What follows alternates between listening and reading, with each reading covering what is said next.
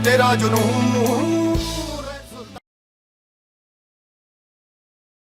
दोस्तों नमस्कार, मैं भूपेश आनंद एक बार फिर आपके सामने आज एक नया चैप्टर, नई उमंग, नई चीज, नई बात लेकर आया हूं। दोस्तों उम्मीद है कि आपने मेरे दो chapters, chapter number one ethics क्या होता है, what is the meaning of ethics, introduction of ethics, ये जरूर अटेंड कर लिया होगा दोस्तों, और उसकी इंट्रो वाली क्लास भी अटेंड की होगी।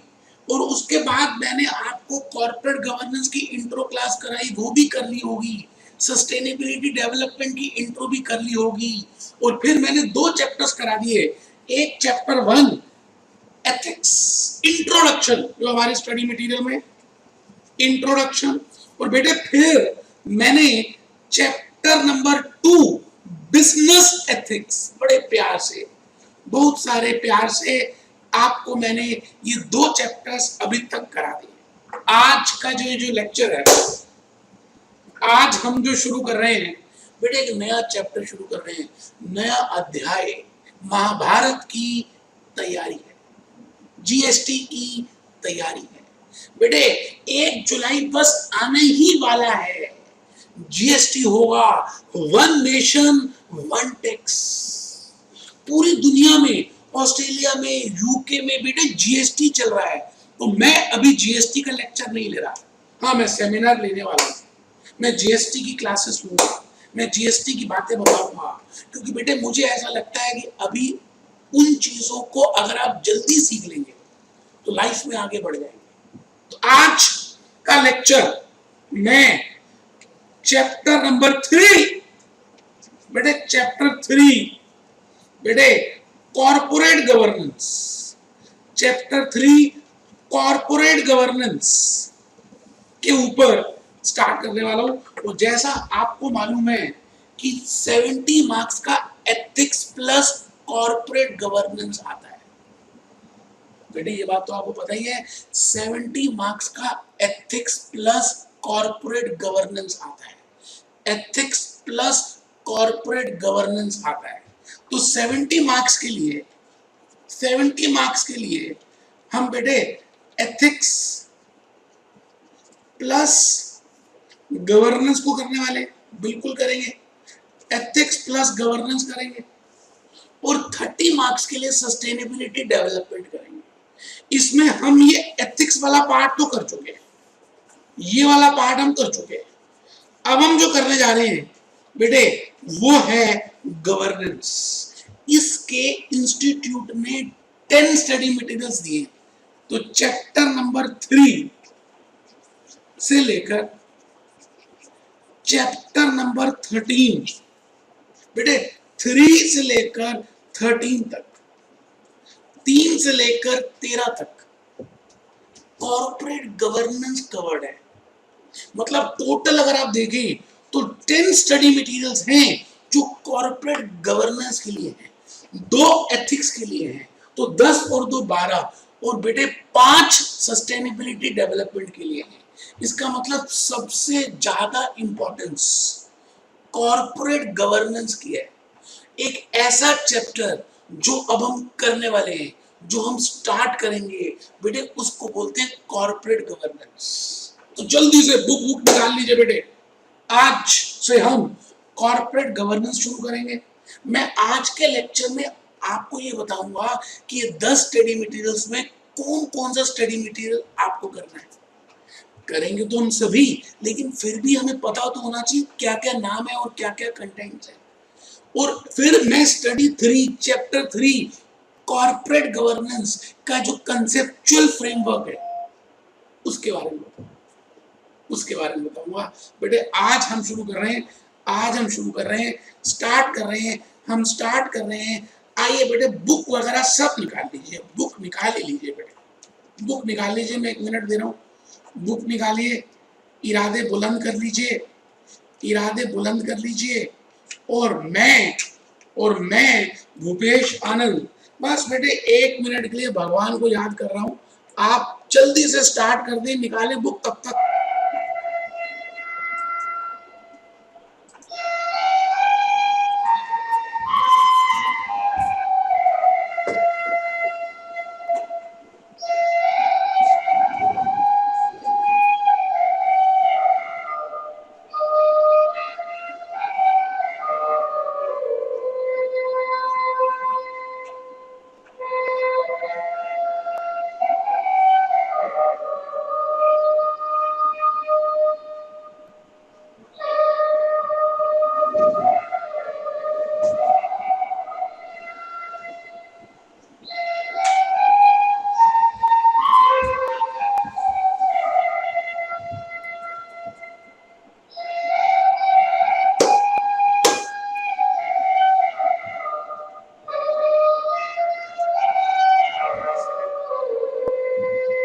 चलिए बेटे आ गए, आ जाइए। बुक वगैरह आप अपने सामने, मेरी बुक रख लीजिए बेटे। बेटे मेरी बुक अपने सामने रख लीजिए। स्टडी मटेरियल भी आज थोड़ा सा जरूर निकाल लीजिए, क्योंकि मैंने आपको बताना है कि वो कौन से 10 स्टडी मटेरियल्स हैं जो हमें डिस्कस करने हैं। आइए आइए दोस्तों, हम शुरू करेंगे। स्टडी मटेरियल साथ में रखिए, स्टडी साथ में रखिए। मैं भूपेश आनंद आज आपके सामने अपनी होश में कॉर्पोरेट गवर्नेंस स्टार्ट कर रहा हूं। वैसे मैंने इसकी इंट्रोडक्शन आपको दे दी है। आज का लेक्चर ये जो कॉर्पोरेट गवर्नेंस का है, इसको करने से पहले अगर आप इंट्रोडक्शन को कर लें कि भाई इंट्रोडक्शन में मैंने क्या बताया था, कॉर्पोरेट गवर्नेंस क्या होता है, उसका मीनिंग क्या होता है, चाणक्य ने क्या बोला, बेस्ट प्रैक्टिस क्या होती है, एडहेरेंस ऑफ लॉ क्या होता है, एडहेरेंस ऑफ स्टैंडर्ड्स क्या होती है, एथिकल स्टैंडर्ड्स। बेटे इस सभी को बोलते हैं, इस सभी को बोलते हैं कॉर्पोरेट गवर्नेंस। तो मेरा आप सबको सजेशन है कि आप कॉर्पोरेट गवर्नेंस का वो इंट्रो लेक्चर जरूर अटेंड करें। कॉर्पोरेट गवर्नेंस का वो इंट्रोडक्शन लेक्चर जरूर अटेंड करें। आइए आइए, मैं स्टडी मटेरियल निकाल लीजिए बेटे, स्टडी निकाल लीजिए। देखिए study 3 lesson 3 conceptual framework of corporate governance. आज के लेक्चर में मैं यही कराने वाला। चलिए जी, लेक्चर 4 देखें, legislative framework of conceptual governance, corporate governance in India. Lesson 4। Lesson 5 board effectiveness, issues and challenges. Lesson 6 board committees, board committees. Lesson 7 corporate governance and share holders rights. Lesson 8 corporate governance and other stakeholders. Lesson 9 risk management and internal control. बेटे मैं अभी study से दिखा रहा हूँ, आपको ये बताना चाहता हूँ कि टोटल 10 स्टडी मटेरियल्स हैं। अभी रजिस्टर में हम सबके नाम लिखेंगे, तभी तो ज्यादा याद रहेगा बेटे। बेटे आप ओरली पढ़ लेते हैं, लेकिन आप लिख लिख के याद करना भूल गए। याद कीजिए वो बचपन के दिन, आप लिख लिख के याद करते थे। अब पता नहीं आपको क्या हो गया बेटे, आप लिखते ही नहीं, आप बस ओरली पढ़ लेते हैं और आपको लगता है कि आप अफलातून हैं और आप पेपर में जाके लिख लेंगे और वहां पर हाथ चलता ही नहीं है। तो बेटे कमर बिल्कुल सीधी रखनी है, स्ट्रेट होके पढ़ना है, रजिस्टर साथ में रखना है, लिखना भी है, लिखना भी है। मैंने आपके लिए कुछ स्लाइड्स प्रिपेयर की हैं बेटे, उसको लिखना है। Lesson 10 corporate governance in banks, insurance and public sector companies. Lesson 11 corporate governance forums. Lesson 12 legislative framework of corporate governance internationally. Corporate social responsibility, corporate social responsibility। तो बेटा ये 13 स्टडी मटेरियल्स, लेसन्स हम डिस्कस करने वाले हैं। उम्मीद है आपके पास स्टडी होगी और आप देख रहे होंगे बेटे ये 13 स्टडी मटेरियल्स हम डिस्कस करेंगे। आइए जी आइए, मैं चाहता हूं कि आप मेरी वाली बुक भी ओपन कर लीजिए। बेटे एक मैंने जो बुक दी थी, आपके पास बुक है तो चैप्टर नंबर 3 उसमें हमने डिस्कस करना है। मुझे लगता है मैंने गलती से ये चैप्टर निकाल दिया, चैप्टर 3।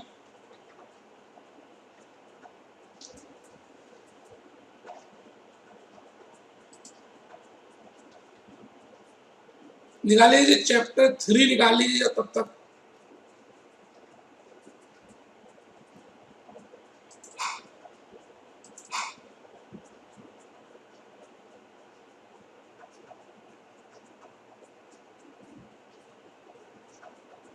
लो बेटे, लो मेरे बेटे, बेटे ए मेरा बेटा, बेटे देखो फॉन्ट भी बड़े कर दिए मैंने। चैप्टर 3 आप ही की बुक का, conceptual framework of corporate governance. Concept 1 corporate governance introduction. Concept 2 corporate governance principles, need and importance. तो इसमें हम लगभग 6-7 कंसेप्ट्स डिस्कस करने वाले हैं। 7 कंसेप्ट्स करेंगे बेटे, और यकीन मानिए इस चैप्टर में से बार बार 2-3 पार्ट्स पूछे जाते हैं, तो आपको करना बहुत इंपॉर्टेंट है। Corporate governance introduction, corporate governance need, corporate governance theories, evolution of corporate governance, corporate governance development in India, elements of good corporate governance and case studies। तो बेटे ये सारी बातें हमने डिस्कस कर दी हैं। आप प्लीज बुक भी खोल लें और रजिस्टर ओपन कर लें, क्योंकि मैंने आपको कुछ बातें बतानी है कि हम इसमें क्या क्या डिस्कस करने वाले हैं। तो आइए जी, चैप्टर 3 जो लगाएगा वही पाएगा। बेटे चैप्टर 3 जो लगाएगा वही पाएगा। चैप्टर 3 बात करता है कॉर्पोरेट गवर्नेंस की। कॉर्पोरेट गवर्नेंस की एक बच्चा कहता है सर चैप्टर 3 to 13 तक कॉर्पोरेट गवर्नेंस की बात हो रही है। मैंने कहा हाँ बेटे, चैप्टर 3 में हम कंसेप्ट को सीखेंगे, एक बार दोबारा सीखेंगे, कंसेप्चुअल फ्रेमवर्क को सीखेंगे कि कंसेप्चुअल फ्रेमवर्क क्या है। इसमें हम लगभग 6 से 7 कंसेप्ट्स डिस्कस करेंगे। पहली बात तो बेटे हर कंसेप्ट का मेरा छोटा छोटा लेक्चर होगा, तो लगभग 6 से 7 हमारे छोटे छोटे लेक्चर्स होंगे। और बेटे लेक्चर्स तो 10, 15, 20 मिनट के होते हैं, आपको पता ही है। 15 से 20 मिनट के लेक्चर होंगे। और एग्जामिनेशन के लिए देखें तो 10 से 15 नंबर का इंपॉर्टेंट है बेटे, पेपर में बार बार आता रहता। आइए आइए आइए हम सभी ध्यान से इन बातों को सीख ले। और आप पहले रजिस्टर निकाल ले बेटे, कुछ बातें पहले लिख ले, क्योंकि कहते हैं बचपन से मैंने सुना था, मेरा टीचर ये बोलता था कि बेटे जब तक लिखोगे नहीं तब तक बातें पूरी समझ आएंगी नहीं। तो ऐसी लागी लगन मेरी आज ऐसी आदत पड़ गई कि जब मैं बुक्स भी या स्टडी भी या कुछ भी प्रिपेयर करता हूँ तो मैं मार्जिन में लिखता रहता हूँ कुछ ना कुछ, क्योंकि बेटे लिखने से ज्यादा समझ आता है। अच्छा भले वो मुझे आता हो, लेकिन आदत पड़ गई और उस आदत से मुझे इतना फायदा हुआ कि मैं क्या बताऊं। तो मैं चाहता हूँ कि आप सब मेरे हैं ना, मेरे तो बेटे कमर सीधी करके बैठो, मेरे तो हो बेटे, आपको ईमानदारी से रजिस्टर में लिखना है। आइए बेटे लिखें chapter 3 part B. Part B क्या, पार्ट ए है बेटे, पार्ट ए है। मैं तो कहूंगा पार्ट ए में 2 थे, एथिक्स, कॉर्पोरेट गवर्नेंस। तो आज से हम कॉर्पोरेट गवर्नेंस शुरू कर रहे हैं चैप्टर 3। बेटे कॉर्पोरेट गवर्नेंस में पहले लिख ले chapter 3 to chapter 13 10 study material है। आपके हाथों में 10 उंगलियां हैं, 10 फिंगर्स हैं। So there are 10 study materials, there are 10 studies. Chapter 3 to 13 total 17 है, लेकिन 3 to 13 तो बेटे 10 है। लिखना बेटे, ये भी लिखना है। चैप्टर 3 कॉर्पोरेट गवर्नेंस, ब्रैकेट में बेटे कंसेप्चुअल फ्रेमवर्क। जो चैप्टर 3 अभी दिखाया आपकी स्टडी से लिखना है। अब कुछ बच्चे ज्यादा समझदार बन रहे हैं, वो लिख नहीं रहे, मत लिखो भैया। बेटा मैं फिर रिपीट कर रहा हूँ, लिखोगे तो समझ ज्यादा आएगा, ज्यादा पकड़ होगी, भले वो काम की चीज तो हो। मैंने आपके लिए स्लाइड्स बनाई हैं, पहले लिखा ना, लिखो chapter 3 corporate governance conceptual framework, जो आज हम करेंगे। फिर चैप्टर 4 है बेटे, चैप्टर 4 है कॉर्पोरेट गवर्नेंस लेजिस्लेटिव फ्रेमवर्क। पहले हम कंसेप्ट समझेंगे, फिर हम लेजिस्लेटिव के हिसाब से देखेंगे, कंपनीज एक्ट के बेसिस पे देखेंगे, सेबी की एलओडीआर देखेंगे, लिस्टिंग रेगुलेशंस देखेंगे, क्लॉज 49 लिस्टिंग एग्रीमेंट देखेंगे कि पहले लिस्टिंग एग्रीमेंट था और आजकल एलओडीआर आ गया, तो दोनों का डिफरेंस देखेंगे। कंसेप्ट 5 बेटे board effectiveness. Concept 6 board committees कितनी होनी चाहिए, कौन सी कमेटी मैंडेटरी है, कौन सी मैंडेटरी नहीं है, बेटे उनकी बातें देखेंगे। तो प्लीज जल्दी से 3 से लेकर 13 तक लिखना है। Concept 7 corporate governance and share holders right. corporate governance and shareholders right. Concept 8, corporate governance and stakeholders. Corporate governance and stakeholders. Chapter 9, risk management and internal control. Risk management and internal control. Chapter 10, corporate governance in banks, insurance companies and public sector undertakings. Banks, insurance companies and public sector undertakings. Chapter 11, corporate governance forums. Chapter 12, corporate governance international framework. और बेटे last है corporate social responsibility. तो बेटे total 13 study materials हम discuss करने वाले हैं। Chapter 3, corporate governance conceptual framework. Chapter 4, legislative framework. Chapter 5, board effectiveness. बेटे लिख लिया होगा। आइए जी, मैं भूपेश आनंद भगवान को हाजिर नाजिर रखकर आज चैप्टर 3 का पहला लेक्चर, टोटल 6-7 लेक्चर होंगे, उसका पहला लेक्चर का फ्रेमवर्क बता रहा हूं कि मैं इस चैप्टर 3 में क्या क्या कराने वाला हूं। मैं ये बताऊंगा कि कॉर्पोरेट गवर्नेंस का मीनिंग क्या है, कॉर्पोरेट गवर्नेंस एथिक्स से अलग है या एथिक्स से होके गुजरती है, सस्टेनेबिलिटी डेवलपमेंट का और कॉर्पोरेट गवर्नेंस का क्या रिलेशनशिप है, कॉर्पोरेट गवर्नेंस गुड होती है या बैड होती है, कॉर्पोरेट गवर्नेंस का वर्ड आया कहां से, चाणक्य नीति क्या थी, अर्थशास्त्र क्या थे, इवोल्यूशन कहां से हुई। बेटे सारी की सारी बातें हमने आज के लेक्चर में तो नहीं, इस चैप्टर में डिस्कस करनी। अब इस चैप्टर में हमें 6-7 कंसेप्ट करने हैं। तो बेटे मेरा मन है कि आप एक बार उनको लिख लें। जैसे कंसेप्चुअल फ्रेमवर्क लिखा मैंने, कॉर्पोरेट गवर्नेंस कंसेप्चुअल फ्रेमवर्क। तो बेटे टोटल 7 बातें डिस्कस करेंगे। एक तो मैंने मीनिंग डिस्कस कर रहा है, what is the meaning of corporate governance. Corpus plus गुबरमेटो लैटिन डिक्शनरी से देखेंगे, इंग्लिश डिक्शनरी से देखेंगे, आईसीएसआई की डेफिनेशन देखेंगे। एक बच्चा कहता है आईसीएसआई क्या? बेटे कैसी बातें करते हो, institute of company secretaries of India, हमारी मदर बॉडी। बेटे उसने क्या बोला, और बार बार जो उसने बोला बेटे पेपर में आ जाता है, क्योंकि आप उसी इंस्टीट्यूट के तो मेंबर बनने वाले हो। तो कहने का मतलब है मैं इस चैप्टर में 6 से 7 लेक्चर्स लेने वाला हूं। पहला लेक्चर शुरू हो चुका है, भगवान को हमने याद कर लिया है। उसमें पहली बात हम डिस्कस करेंगे मीनिंग ऑफ कॉर्पोरेट गवर्नेंस। और मीनिंग में एक तो इंग्लिश डिक्शनरी मीनिंग, एक लैटिन डिक्शनरी मीनिंग, और उसके बाद आईसीएसआई की डेफिनेशन। तो बेटे पहली चीज मीनिंग, फिर हम प्रिंसिपल्स डिस्कस करेंगे कि भाई प्रिंसिपल्स क्या होते हैं कॉर्पोरेट गवर्नेंस के, और इसी को मैंने क्वेश्चंस में बनाया, इसी को मैंने आंसर्स में बनाया है, यही बुक मैं आपको देने वाला हूं।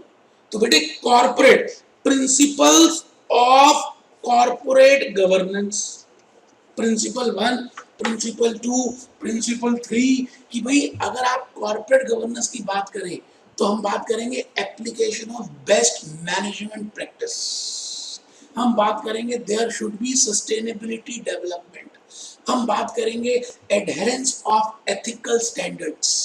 उन सभी बातों को डिस्कस करेंगे जो जो आपको प्रिंसिपल्स में ध्यान रखना है। फिर बेटे दूसरी बात अभी लिखेंगे, बेटे हम सबको लिखेंगे। तो आप चलिए, पहले मैं कह रहा हूं जी, पहले आप ये 7 बातें लिख तो ले जो हमने आज इस चैप्टर में करनी है। Objectives of corporate governance, meaning of corporate governance, principles of corporate governance, objectives of corporate governance. फिर हम डिस्कस करेंगे कॉर्पोरेट गवर्नेंस की थ्योरीज क्या है। बेटे 4 तरह की थ्योरीज हैं, shareholders theory, agency theory, stakeholders theory. चारों थ्योरीज को डिस्कस करेंगे। उसके बाद मैं भूपेश आनंद आपको इवोल्यूशन बताऊंगा कि कॉर्पोरेट गवर्नेंस का जन्म कहाँ हुआ। जैसे गंगा जी आई गंगोत्री से और यमुना जी आई यमुनोत्री से, तो मैं आपको ये बताने वाला हूं कि इन सब की जन्म कहां से हुआ। तो बेटे ये बताऊंगा evolution of corporate governance outside India और इन इंडिया, और लास्ट में बताऊंगा बेटे essentials of good corporate governance, essentials of good corporate governance. तो आइए जी फर्स्ट पॉइंट की तरफ हम शुरू कर दें, मीनिंग ऑफ कॉर्पोरेट गवर्नेंस। लिखना है बेटे, बेटे भले मैं आज नहीं समझा रहा, लेकिन आप पहले लिख तो ले। मीनिंग ऑफ कॉर्पोरेट गवर्नेंस में मैं 3 बातें डिस्कस करूंगा, English dictionary meaning, Latin dictionary meaning, ICSI definition, तीनों बातें डिस्कस करेंगे। और मुझे ऐसा लगता है कि बेटे ये मीनिंग में 4 स्टार लगा लीजिए, 5 में से 4 तो लगा लीजिए। डायरेक्टली इनडायरेक्टली आपसे वो मीनिंग पूछ रहे हैं, तो आपको मीनिंग पता होना चाहिए। एक बच्चा कहता है ये चित्र क्या लिखे, बेटे चित्र का मतलब है मैं भूपेश आनंद इसमें फोटोज प्रिपेयर करूंगा। मैं आपको बताऊंगा कि कॉर्पोरेट गवर्नेंस में कौन से फोटोज, कौन से फ्लो चार्ट, कौन सी इमेजेस बनाकर आनी है। तो इसलिए मैंने लिखा है कि आप थोड़ा सा ध्यान रहे। Point number 2, principles. बेटे principles of corporate governance, principles में क्या है कि भाई there should be sustainability development. Corporate governance कुछ मापदंडों पे चल रहा है, उसके कुछ प्रिंसिपल्स हैं। पहला प्रिंसिपल है कि there should be sustainability development, तभी फायदा है। ऐसा नहीं है कि आज आपने डेवलपमेंट कर लिया और फ्यूचर के लिए कुछ छोड़ा नहीं। तो हम प्रिंसिपल्स को डिस्कस करने वाले हैं। सेकंड प्रिंसिपल हम डिस्कस करेंगे adherence of best management practice, policies और प्रैक्टिसेस बेस्ट जो होंगी उनको कैसे फॉलो किया जाता है।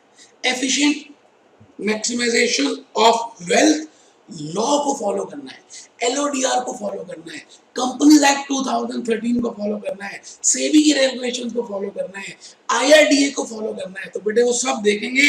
और फिर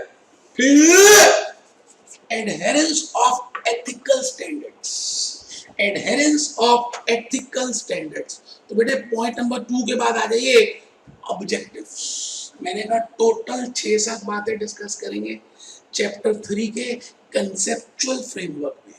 पहली बात इंट्रोडक्शन, मीनिंग क्या है। दूसरी बात प्रिंसिपल्स ऑफ कॉर्पोरेट गवर्नेंस क्या है। तीसरी बात ऑब्जेक्टिव्स ऑफ कॉर्पोरेट गवर्नेंस क्या है।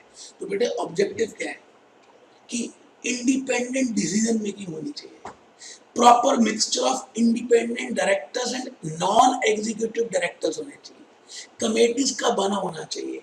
तो बेटे दीज आर द ऑब्जेक्टिव्स, क्योंकि अगर ये होंगे तो कंपनी अच्छा चलेगी। और बेटे कंपनी अगर अच्छा चलेगी, अच्छे डिसीजन लेगी, तो अल्टीमेटली मैक्सिमाइजेशन ऑफ वेल्थ होगा।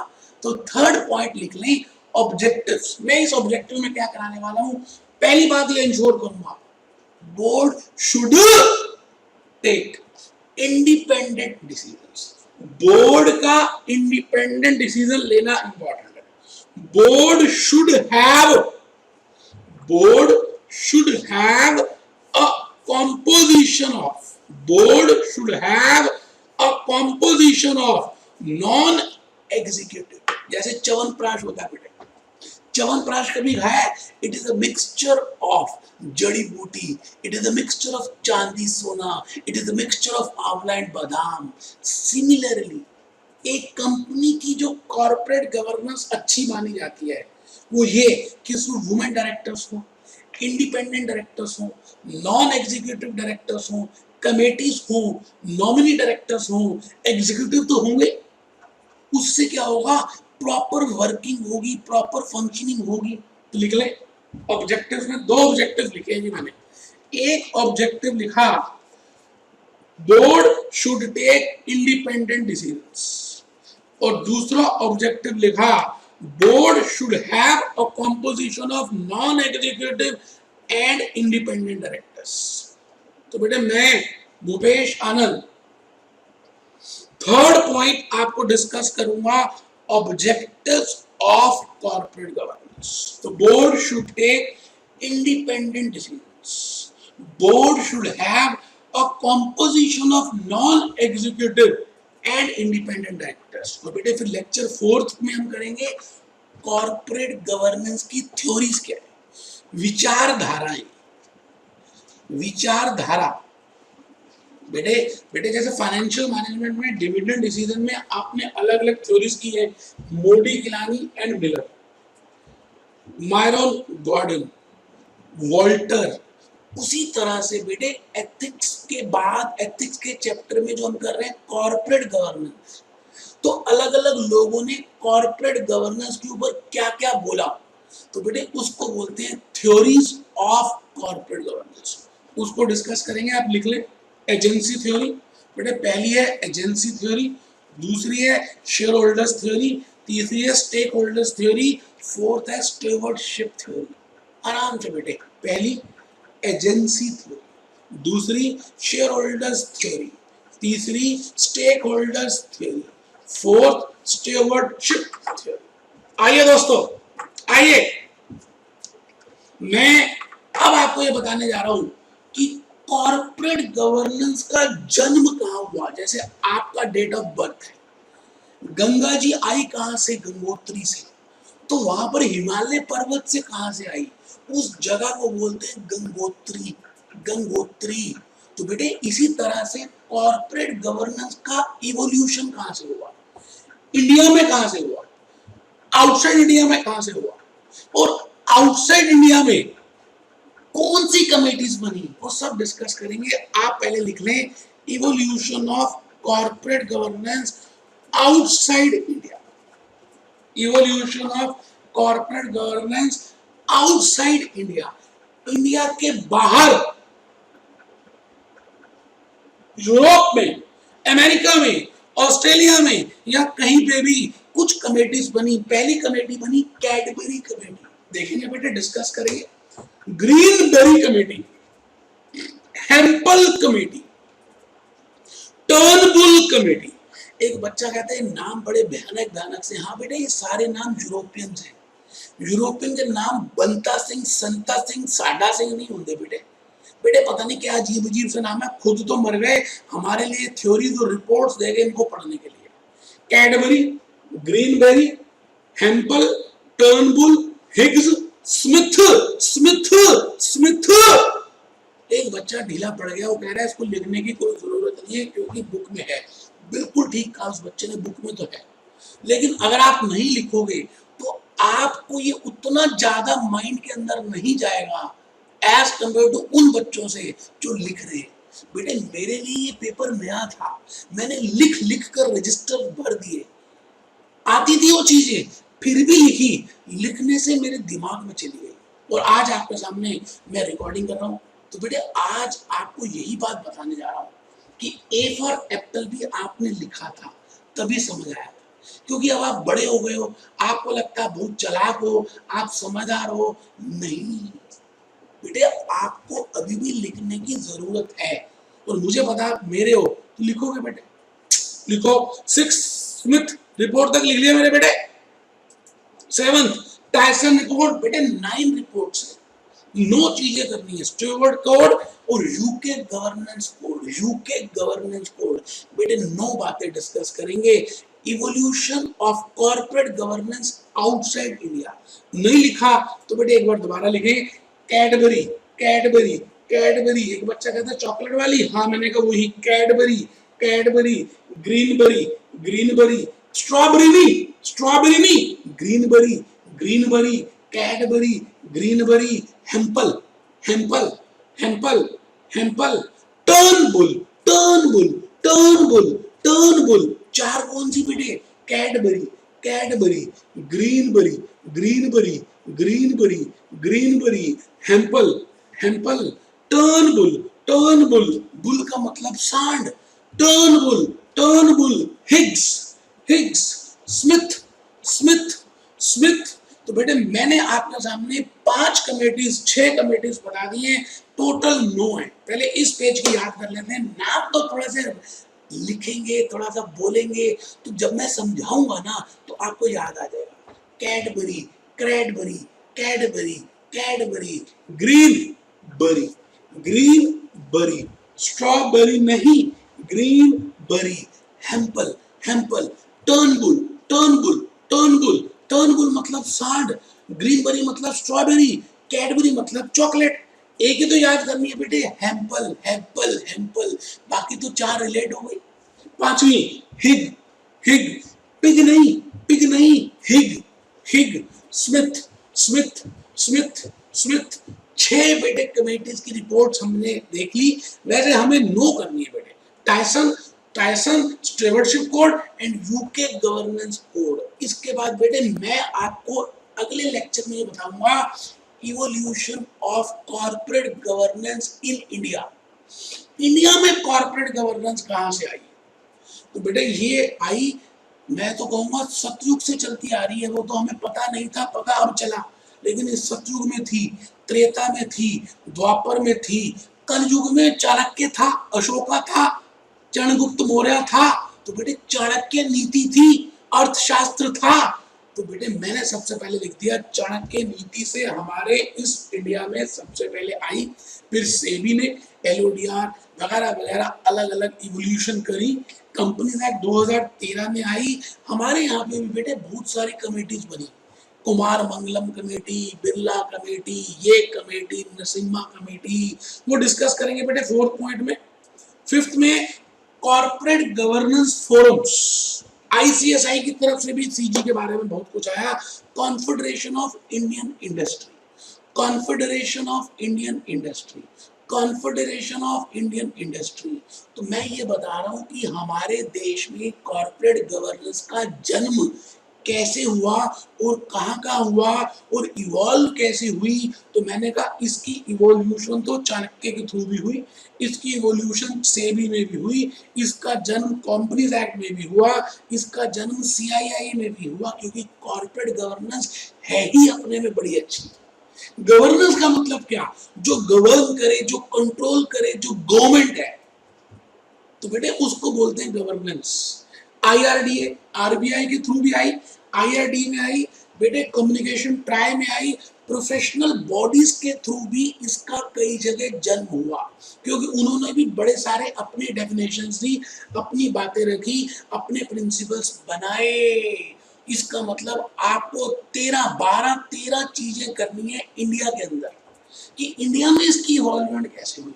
तो बेटे आपने 11 लिख ली हो, अरे 12 में वॉलंटरी गाइडलाइंस, उसमें 9 थी आउटर इंडिया में, 12 इंडिया में थी। 12 और 9 21। बेटे इस 21 में से 2-3 पार्ट्स बार बार पूछ रहे हैं, तो आइए जल्दी से हम याद भी करेंगे बेटे। पहले एक बार देख लेते। फर्स्ट पॉइंट है बेटे चाणक्य नीति, आप लिख दो अर्थशास्त्र, ऐसे ही लिखो बेटे, हिंदी में लिखो, कोई टेंशन नहीं है, तभी याद रहेगा। अर्थशास्त्र अभी देखेंगे, अभी देखेंगे पालना, वृद्धि, सब देखेंगे, सुरक्षा। SEBI LODR, listing obligation disclosure regulations आ गई है बेटे। लिस्टिंग ऑब्लिगेटरी डिस्क्लोजर रेगुलेशंस है। पहले क्लॉजेस थे, पहले क्लॉज 49 था, अब एलओडीआर आ गया है बेटे। एलओडीआर को हमने पढ़ना है, तो एलओडीआर के थ्रू उन्होंने कॉर्पोरेट गवर्नेंस को इवॉल्व किया है।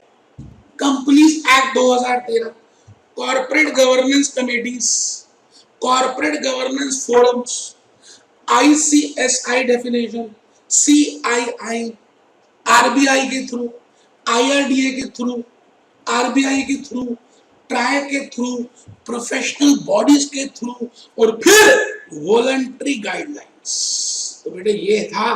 फिर मैं इसके बाद आपको कहूंगा कि बेटे अगर आपने ये ईमानदारी से 6-7 छोटे छोटे लेक्चर्स देख लिए तो चैप्टर 3 पकड़ में आ जाएगा। और जब चैप्टर 3 पकड़ में आएगा, यकीन मानिए आपको 13 तक कोई दिक्कत नहीं आने वाली। तो आज का लेक्चर 1 चैप्टर 3 का मैं यहीं पे फिनिश कर रहा हूँ।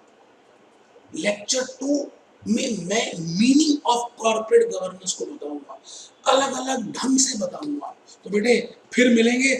आज का लेक्चर उम्मीद है कि आप ध्यान से देखेंगे और फिर हम मिलते हैं बेटे, फिर मिलते हैं।